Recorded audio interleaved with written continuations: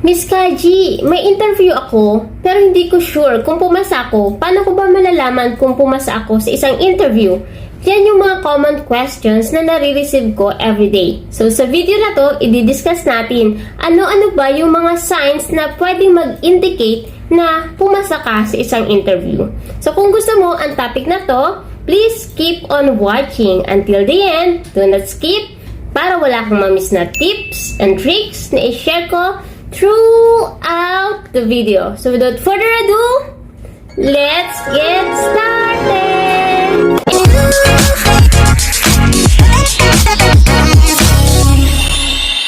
Kung bago ka lang sa channel na to, I'm Kaji, Virtual Assistant, Executive Assistant, Bookkeeper, Accountant. So kahit anong work, pinapasok ko, basta't online, kasi online work is amazing!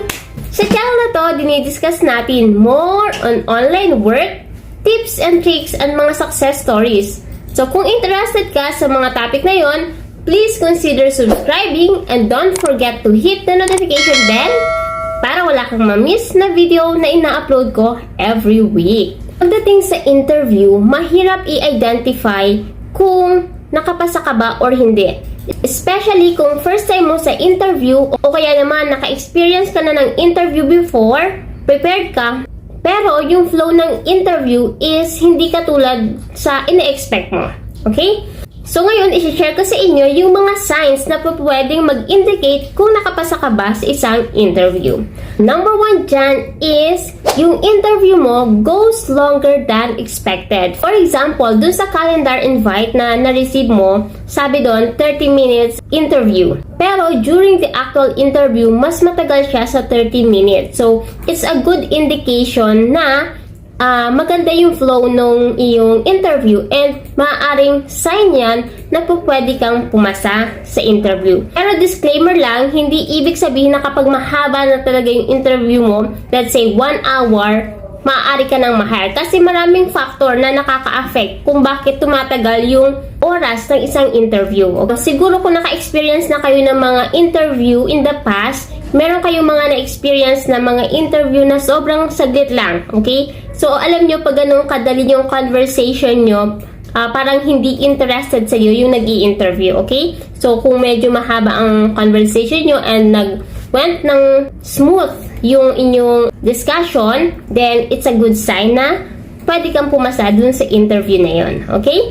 The second sign na pwede kang pumasa sa isang interview is yung interview mo with the interviewer felt conversational. So, parang hindi siya yung typical na Q&A question during the interview. Parang nag-uusap lang kayo ng smooth, as in conversational lang yung inyong discussion. For example, meron kasi mga cases na in-interview ka, the first question is, tell me something about yourself.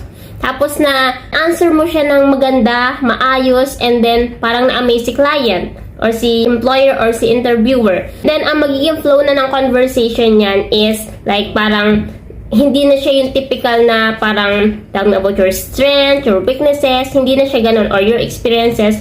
Matatakal pa rin yung about sa job, pero yung flow is like smooth na and conversational na siya and hindi ka na kinakabahan dun sa part na yun, okay? And yun na yung second sign na pwedeng pumasa ka sa isang interview. The next one is the interview speaks as if you were already hired. Yes, parang dun sa conversation nyo nang nag-i-interview sa'yo, dinidiscuss niya yung mga tasks mo, yung mga team member niya, yung company niya, as if na hired ka na. Pagdating din naman kasi sa mga interview, feel mo din naman kung papasa ka ba or hindi, di ba? So, merong mga cases na parang si interviewer, dinidiscuss niya na sa'yo all about the company, kahit yung mga parang hindi niya dapat sinasabi during the interview, sinasabi niya na, as in parang open na siya sa'yo about the company, yung magiging role mo, sino yung mga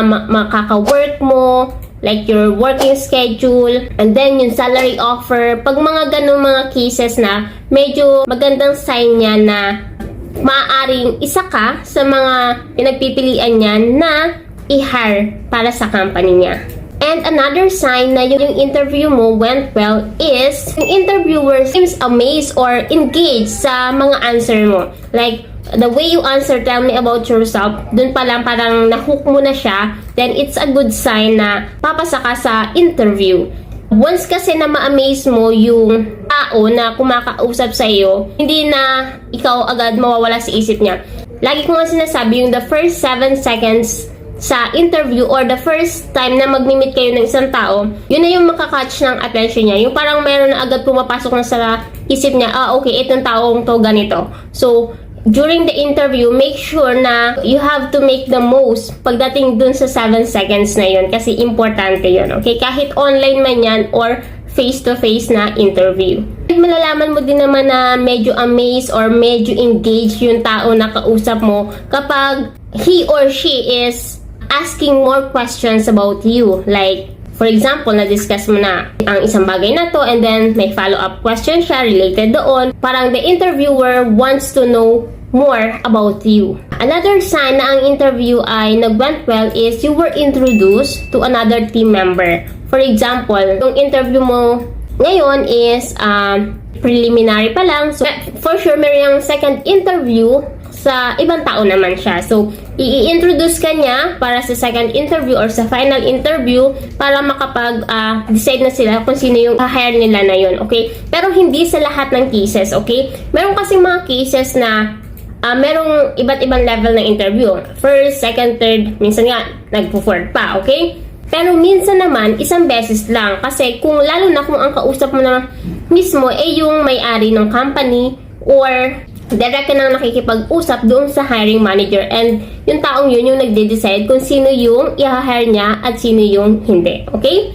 And another sign na nag-went well yung interview is you were asked closing questions at the end. Meaning, tinanong nila ikaw, kailan ka pwedeng mag-start, as soon as possible ba? Or meron ka pa bang current work na dapat mong tapusin bago ka makapag-start sa kanila, okay? Pwede rin naman na sasabihin nila sa'yo kung kailan ka makaka-expect ng call or ng message sa kanila para malaman mo kung ikaw ay hired or hindi, okay? And syempre, dinidiscuss din dyan, ano ba yung expected salary mo, kung magkakasundo ba kayo dun sa salary na nine-negotiate mo, okay? So, yun yung mga signs na nag-went well ang isang interview.